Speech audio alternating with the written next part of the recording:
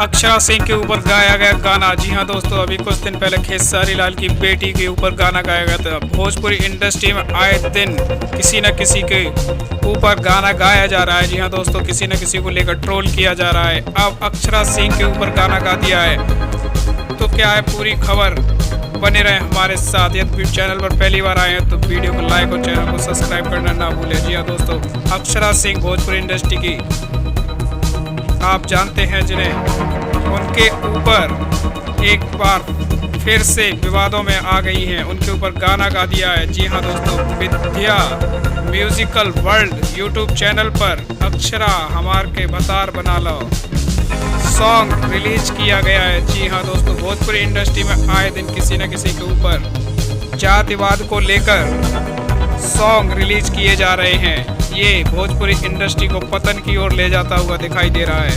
क्या कहना है आपको इस बारे में कमेंट बॉक्स में ज़रूर बताएं, जिसमें स्वर दिया है संजीव यादव ने। धन्यवाद।